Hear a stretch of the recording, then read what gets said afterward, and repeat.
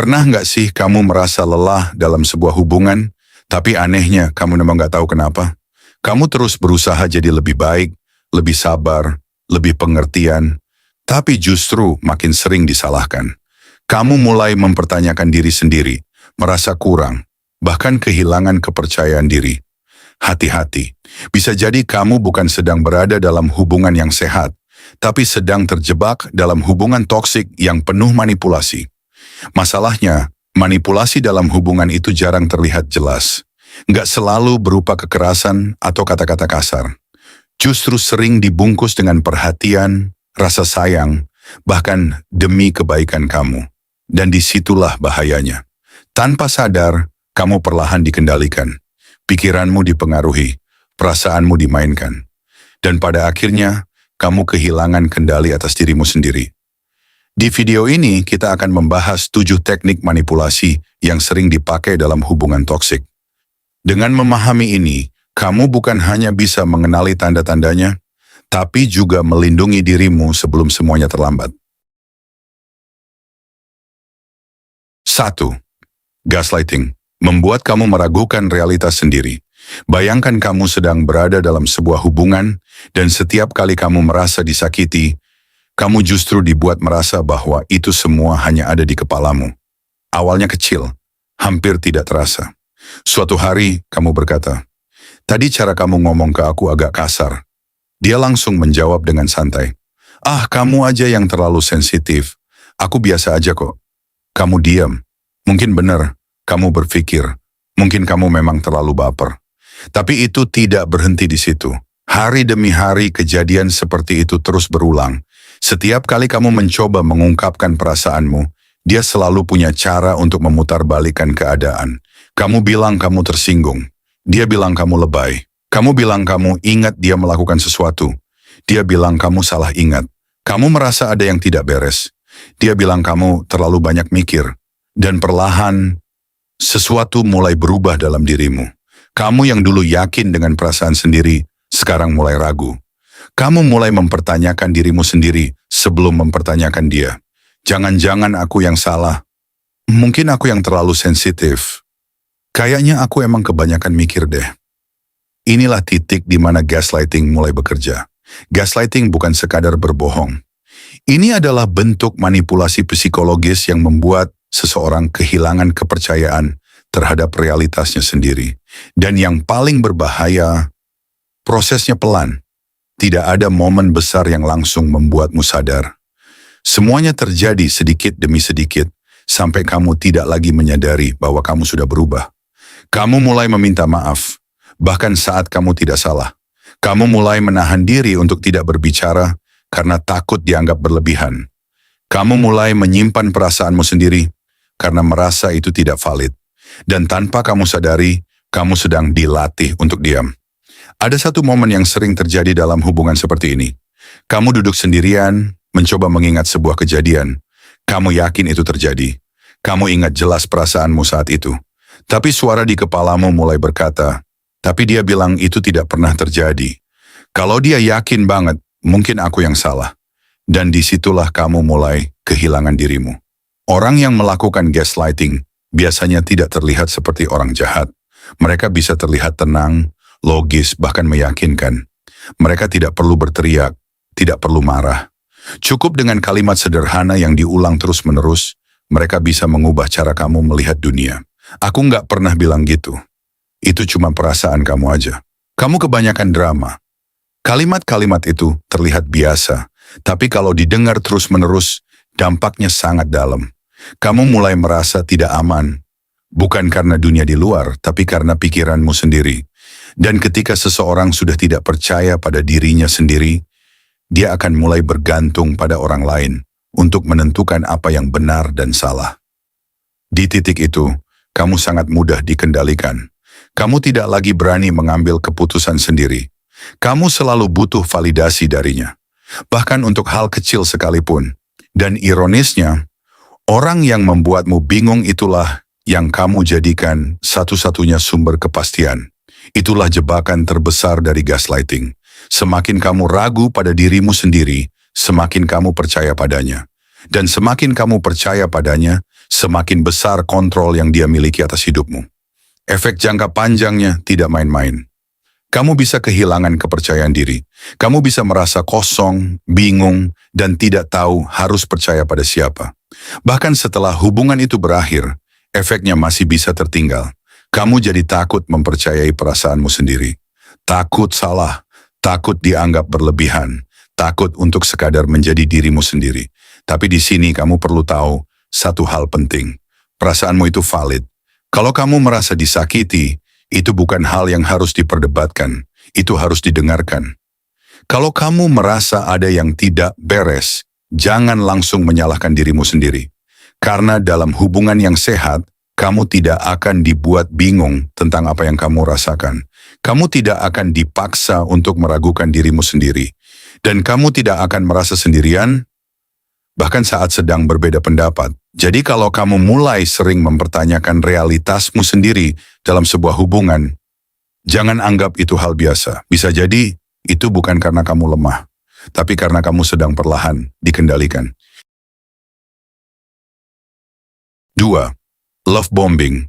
Terlalu indah di awal. Semua hubungan toksik hampir selalu dimulai dengan sesuatu yang terasa sempurna. Kamu bertemu seseorang yang tiba-tiba hadir dengan cara yang berbeda dari yang lain. Dia begitu perhatian, selalu ada, selalu membalas pesanmu dengan cepat, selalu tahu bagaimana membuatmu tersenyum. Dalam waktu singkat dia membuatmu merasa seperti orang paling spesial di dunia. Kamu beda dari yang lain. Aku belum pernah merasa seperti ini sebelumnya. Aku serius sama kamu. Kata-kata itu datang begitu cepat, terlalu cepat. Awalnya kamu mungkin merasa beruntung. Akhirnya kamu menemukan seseorang yang benar-benar menghargaimu. Seseorang yang memperlakukanmu dengan cara yang selama ini kamu harapkan. Dia mengingat hal-hal kecil tentangmu. Dia memberi perhatian tanpa kamu minta. Dia membuatmu merasa aman, bahkan sebelum kamu benar-benar mengenalnya. Dan tanpa kamu sadari, kamu mulai membuka diri lebih cepat dari biasanya. Kamu mulai percaya, mulai berharap, mulai membayangkan masa depan. Inilah yang disebut love bombing. Ini bukan cinta yang tumbuh secara alami. Ini adalah ledakan perhatian yang sengaja diberikan untuk membuat kamu terikat secara emosional secepat mungkin. Kenapa? Karena semakin cepat kamu terikat, semakin mudah kamu dikendalikan. Orang yang melakukan love bombing tahu persis bagaimana cara masuk ke dalam hidupmu. Mereka membaca kebutuhanmu, kekosonganmu, bahkan luka lamamu, lalu mengisinya dengan perhatian yang berlebihan. Kalau kamu pernah merasa kurang dihargai sebelumnya, dia akan membuatmu merasa sangat dihargai. Kalau kamu pernah merasa kesepian, dia akan selalu ada untukmu. Kalau kamu pernah disakiti, dia akan tampil sebagai penyembuh. Tapi semua itu bukan tanpa tujuan. Semua itu adalah investasi emosional, agar kamu bergantung padanya. Dan masalahnya, fase ini tidak bertahan lama. Setelah kamu benar-benar terikat, setelah kamu mulai bergantung secara emosional, perlahan semuanya berubah. Pesan yang dulu cepat dibalas, sekarang mulai lama. Perhatian yang dulu penuh, sekarang mulai berkurang. Kata-kata manis yang dulu sering kamu dengar, mulai jarang muncul. Kamu mulai bingung. Ada apa ya? Aku salah apa? Kenapa dia berubah? Dan disitulah kamu mulai terjebak.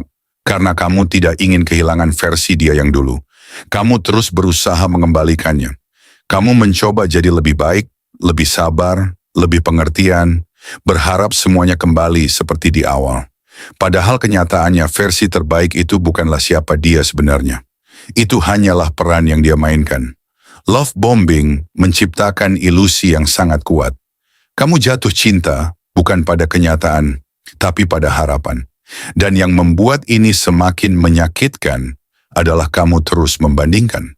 Kamu membandingkan dia yang sekarang dengan dia yang dulu. Kamu membandingkan hubungan ini dengan masa-masa indah yang sebenarnya tidak pernah nyata. Dan karena kamu pernah merasakan kebahagiaan itu, kamu jadi sulit melepaskannya. Ada satu hal yang jarang disadari. Love bombing bukan hanya tentang memberi terlalu banyak cinta, tapi tentang menciptakan ketergantungan. Ketika seseorang sudah menjadi sumber kebahagiaanmu, kamu akan melakukan apa saja untuk mempertahankannya. Bahkan jika itu berarti mengorbankan dirimu sendiri. Kamu mulai memaklumi sikap buruknya. Kamu mulai menoleransi hal-hal yang sebenarnya tidak sehat. Kamu mulai menutup mata demi mempertahankan perasaan yang dulu pernah ada. Dan disitulah kontrol mulai terbentuk. Dia tidak perlu memaksamu. Cukup dengan menarik sedikit perhatian, kamu sudah mengejar. Cukup dengan bersikap dingin, kamu sudah merasa kehilangan. Karena kamu sudah kecanduan dengan perasaan yang dia berikan di awal. Padahal dalam hubungan yang sehat, cinta tidak datang seperti ledakan. Cinta tumbuh perlahan, konsisten, stabil, tidak membuatmu melayang terlalu tinggi, lalu jatuh sekeras itu. Hubungan yang sehat tidak membuatmu bertanya, kenapa dia berubah? Karena dia tidak pernah berpura-pura menjadi sesuatu yang bukan dirinya. Jadi kalau kamu pernah merasakan hubungan yang terasa terlalu indah di awal, terlalu cepat, terlalu sempurna, berhati-hatilah. Karena tidak semua yang terasa seperti cinta, benar-benar cinta. Kadang itu hanya cara seseorang membuatmu terikat sebelum akhirnya mengendalikanmu. 3. Silent treatment, menghukum dengan diam. Ada satu bentuk luka dalam hubungan yang tidak meninggalkan bekas fisik, tapi rasanya jauh lebih menyakitkan. Bukan teriakan, bukan kata-kata kasar, tapi diam. Awalnya mungkin kamu tidak terlalu menyadarinya. Setiap kali ada masalah, dia tidak marah. Tidak membentak, dia hanya berubah, tiba-tiba jadi dingin. Balasan chat jadi singkat, nada suaranya berubah. Atau bahkan benar-benar menghilang. Kamu bertanya, kamu kenapa? Dia jawab singkat, enggak apa-apa. Tapi jelas, ada sesuatu yang tidak baik-baik saja. Hari itu berlalu dengan suasana yang aneh. Kamu mencoba menghubungi lagi, tapi tidak direspons. Kamu mencoba memahami, tapi tidak diberi penjelasan. Dan disitulah rasa tidak nyaman mulai tumbuh. Keesokan harinya, dia masih sama. Dingin, jauh, seolah-olah kamu tidak ada. Tidak ada penjelasan, tidak ada kejelasan, hanya diam. Inilah yang disebut silent treatment. Ini bukan sekadar butuh waktu untuk menenangkan diri. Ini adalah bentuk manipulasi emosional, di mana seseorang sengaja menarik diri untuk membuat kamu merasa bersalah, bingung, dan akhirnya mengejar. Karena manusia tidak diciptakan untuk diabaikan. Ketika seseorang yang penting dalam hidupmu tiba-tiba menghilang, otakmu akan menganggap itu sebagai ancaman. Kamu mulai overthinking. Aku salah apa ya? Aku ngomong apa tadi? Kenapa dia jadi kayak gini? Kamu mengulang percakapan di kepalamu berkali-kali. Mencari kesalahan, mencari jawaban. Dan semakin kamu tidak menemukan jawaban, semakin kamu gelisah. Akhirnya kamu tidak tahan. Kamu menghubungi dia lagi. Kamu minta maaf, bahkan sebelum tahu apa yang sebenarnya terjadi. Kamu mencoba memperbaiki sesuatu yang bahkan tidak kamu pahami. Dan ketika dia akhirnya merespons, kamu merasa lega. Padahal tidak ada masalah yang benar-benar diselesaikan. Hanya saja hukuman itu sudah selesai. Dan tanpa kamu sadari, kamu sudah belajar sesuatu dari pengalaman itu. Bahwa untuk menghindari rasa diabaikan, kamu harus lebih hati-hati. Bahwa kamu harus lebih mengalah. Bahwa kamu harus menjaga perasaannya, bahkan dengan mengorbankan dirimu sendiri. Itulah tujuan dari silent treatment. Bukan untuk menyelesaikan masalah, tapi untuk mengontrol perilakumu. Ini adalah bentuk hukuman yang sangat halus. Tidak terlihat kasar, tapi dampaknya dalam. Karena yang diserang bukan tubuhmu, tapi rasa amanmu. Ada satu hal yang membuat silent treatment sangat berbahaya. Ketidakjelasan. Kalau seseorang marah dan mengungkapkannya, kamu tahu apa yang harus diperbaiki. Tapi kalau seseorang diam, kamu tidak tahu harus berbuat apa. Dan manusia cenderung menyalahkan dirinya sendiri ketika tidak ada kejelasan. Kamu mulai berpikir, pasti aku yang salah. Kalau aku nggak kayak gitu, mungkin dia nggak bakal berubah. Padahal belum tentu. Orang yang menggunakan silent treatment seringkali sadar bahwa diam adalah cara paling efektif untuk membuatmu tunduk. Mereka tidak perlu menjelaskan, tidak perlu berdebat, tidak perlu membuktikan apa-apa. Cukup dengan menghilang, kamu sudah kehilangan kendali. Dan yang lebih menyakitkan lagi, ini bisa menjadi pola. Setiap ada konflik, dia diam. Kamu panik, kamu mengejar, dia kembali, kamu lega. Siklus ini terus berulang sampai kamu terbiasa hidup dalam kecemasan. Kamu jadi takut membuat kesalahan, takut berbicara terlalu jujur, takut jadi diri sendiri, karena kamu tahu ada hukuman diam yang menunggu. Padahal dalam hubungan yang sehat, diam bukan alat untuk menghukum. Kalau seseorang butuh waktu, dia akan bilang, "Aku butuh waktu sebentar buat nenangin diri." Itu berbeda, ada kejelasan, ada komunikasi, ada niat untuk kembali dan menyelesaikan. Tapi silent treatment, tidak. Itu adalah bentuk penghindaran yang dibungkus sebagai kontrol. Dan kamu perlu jujur pada dirimu sendiri. Kalau kamu lebih sering merasa cemas daripada tenang dalam hubungan, kalau kamu merasa harus menebak-nebak perasaan pasanganmu, kalau kamu takut diabaikan setiap kali ada masalah, itu bukan cinta yang sehat. Itu hubungan yang membuatmu kehilangan rasa aman. Dan hubungan yang sehat seharusnya menjadi tempat paling aman untukmu pulang, bukan tempat yang membuatmu terus merasa takut kehilangan. 4. Guilt tripping.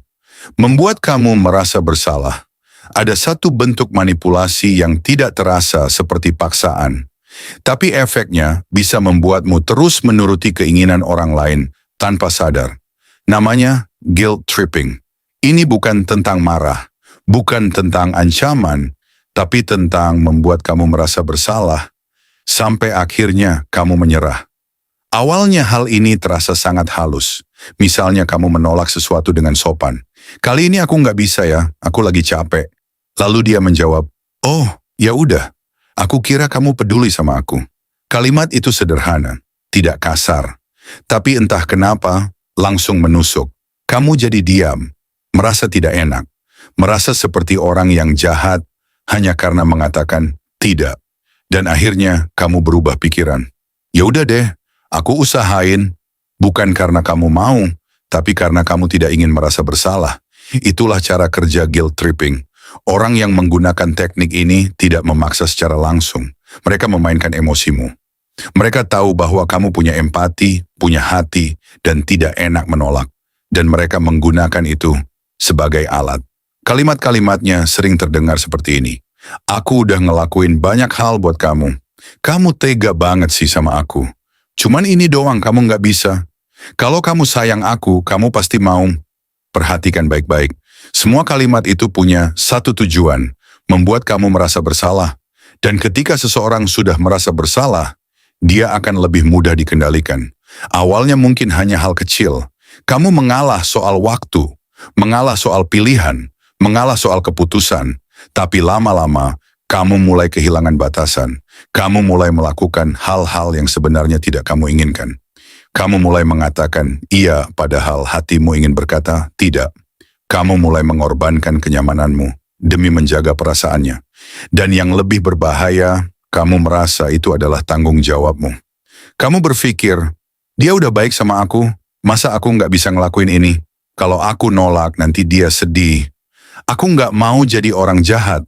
Tanpa kamu sadari, kamu sedang hidup dalam tekanan emosional. Ada satu hal yang perlu kamu pahami. Dalam hubungan yang sehat, cinta tidak pernah dijadikan alat untuk menekan. Tidak ada yang membuatmu merasa buruk hanya karena kamu menjaga dirimu sendiri. Tidak ada yang mengaitkan rasa sayang dengan pengorbanan sepihak. Karena cinta yang sehat itu memberi ruang, bukan memaksa. Tapi dalam guilt tripping, semuanya dibalik.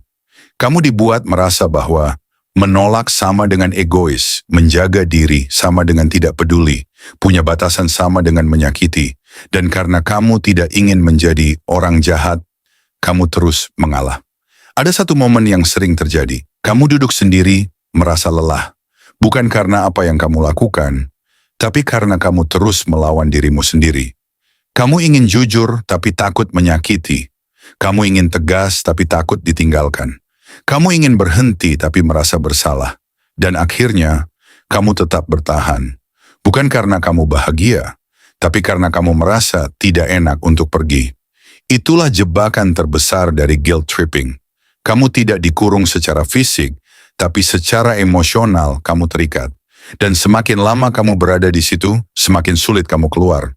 Karena kamu sudah terbiasa mengutamakan dia dan mengabaikan dirimu sendiri. Padahal kenyataannya sederhana. Kamu berhak mengatakan tidak. Kamu berhak punya batasan. Kamu berhak memilih dirimu sendiri tanpa harus merasa bersalah. Dan kalau seseorang membuatmu merasa bersalah hanya karena kamu tidak menuruti keinginannya, itu bukan cinta. Itu kontrol yang dibungkus dengan emosi. Jadi kalau kamu mulai merasa bersalah setiap kali kamu ingin jujur, kalau kamu merasa harus selalu mengalah demi menjaga hubungan, kalau kamu merasa lelah tapi tidak berani berhenti, coba tanya ke dirimu sendiri, apakah kamu benar-benar mencintai atau kamu hanya takut merasa bersalah? 5. Projection, menuduh kamu atas kesalahan dia. Ada satu situasi yang sering bikin kamu bingung dalam hubungan. Kamu tidak merasa melakukan kesalahan, tapi justru kamu yang dituduh. Kamu mencoba jujur, tapi malah dibilang bohong. Kamu berusaha peduli, tapi dibilang cuek. Kamu setia, tapi malah dituduh macam-macam. Dan yang paling aneh, dia menyampaikannya dengan penuh keyakinan. Seolah-olah dia benar. Seolah-olah kamu memang seperti itu.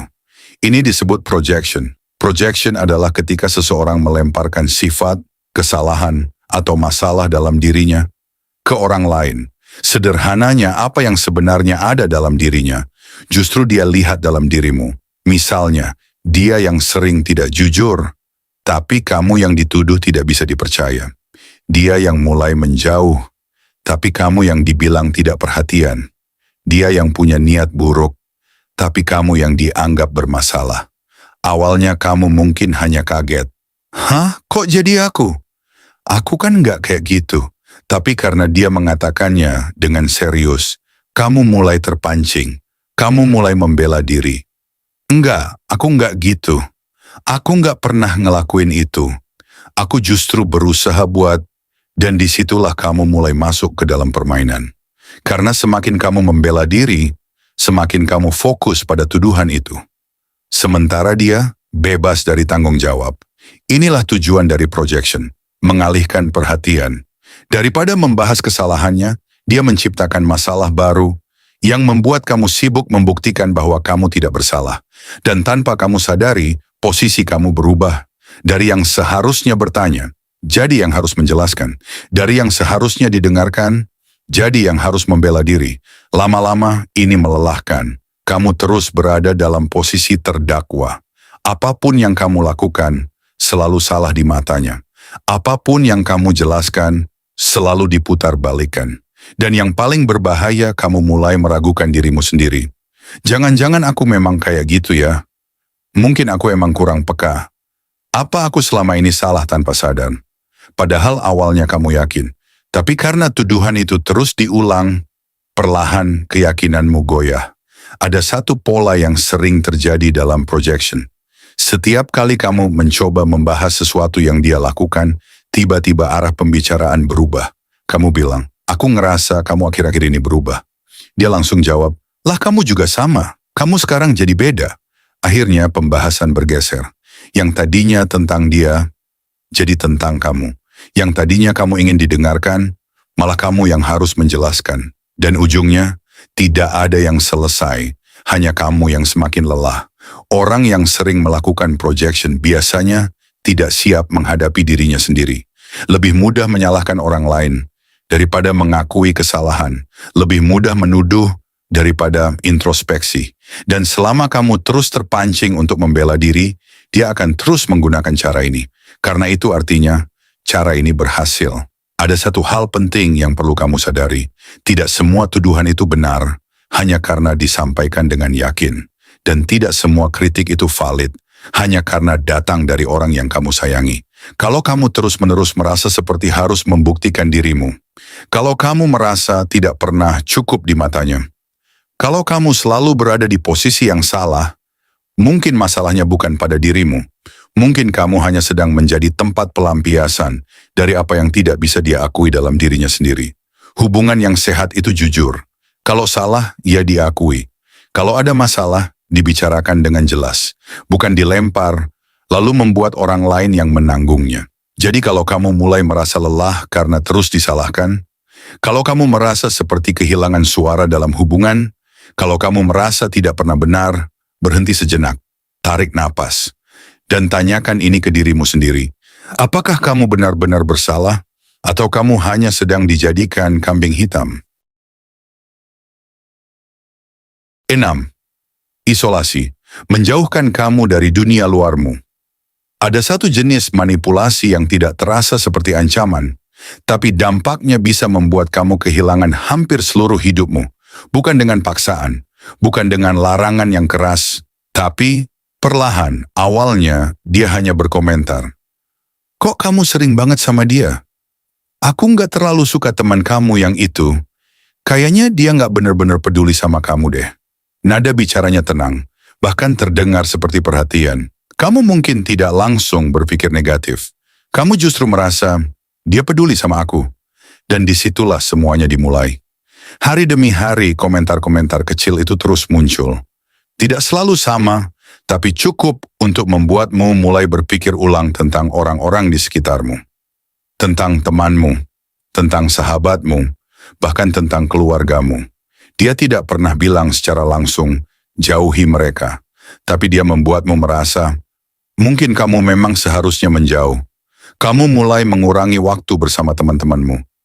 Mulai jarang cerita ke orang lain. Mulai menyimpan semuanya sendiri. Dan tanpa kamu sadari, duniamu mulai mengecil. Awalnya kamu masih punya banyak orang. Sekarang, hanya dia. Ini yang disebut isolasi. Salah satu teknik manipulasi paling berbahaya karena ketika kamu kehilangan koneksi dengan dunia luar, kamu kehilangan perspektif. Kamu tidak punya pembanding, tidak punya tempat bercerita, tidak punya orang yang bisa bilang, ini nggak sehat. Dan disitulah kontrol menjadi sempurna. Karena satu-satunya suara yang kamu dengar adalah dia. Ada satu momen yang sering terjadi dalam situasi ini. Kamu ingin cerita sesuatu, tapi kamu bingung. Mau cerita ke siapa? Dulu kamu punya sahabat, dulu kamu punya teman dekat, dulu kamu punya orang yang selalu ada, tapi sekarang kamu merasa sendirian. Dan ironisnya, orang yang membuatmu sendirian adalah satu-satunya orang yang kamu punya. Inilah jebakan isolasi. Kamu tidak hanya dijauhkan dari orang lain, tapi juga dibuat bergantung sepenuhnya padanya. Dia menjadi tempat kamu bercerita, tempat kamu mencari validasi, tempat kamu menggantungkan emosi, dan ketika semua itu hanya bergantung pada satu orang, kamu kehilangan kebebasan. Karena kamu takut kehilangan dia, kamu akan melakukan apa saja. Bahkan jika itu berarti terus bertahan dalam hubungan yang menyakitkan. Yang lebih halus lagi, isolasi sering dibungkus dengan rasa cemburu. Aku cuman gak nyaman kamu dekat sama dia. Aku takut kamu kenapa-kenapa. Aku cuma pengen jaga kamu.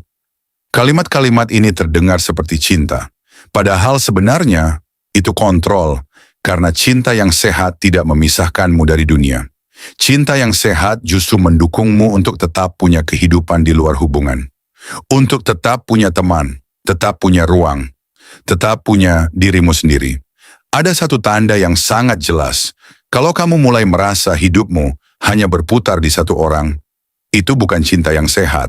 Kalau kamu mulai kehilangan hubungan dengan orang-orang yang dulu penting, itu bukan kebetulan. Dan kalau kamu mulai merasa tidak punya siapa-siapa selain dia, itu bukan karena dunia mengecil, itu karena kamu sedang dijauhkan.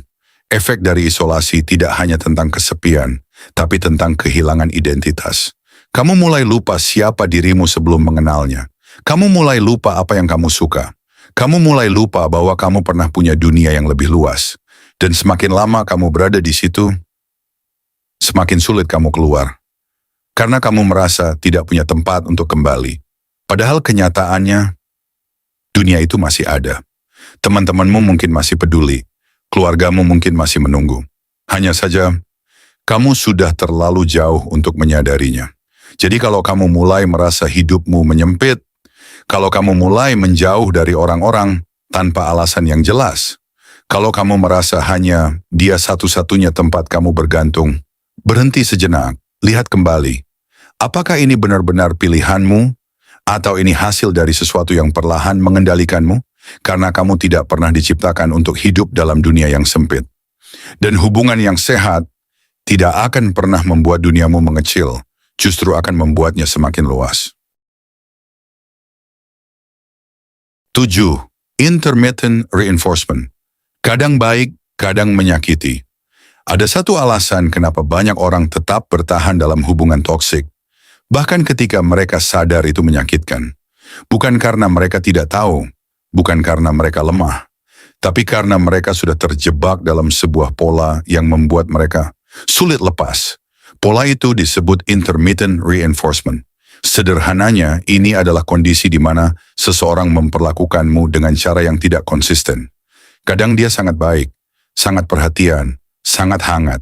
Tapi di waktu lain, dia berubah, dingin, menjauh, menyakitkan. Dan pergantian ini terjadi tanpa pola yang jelas. Awalnya kamu bingung, kok dia bisa berubah secepat itu? Kemarin dia baik banget.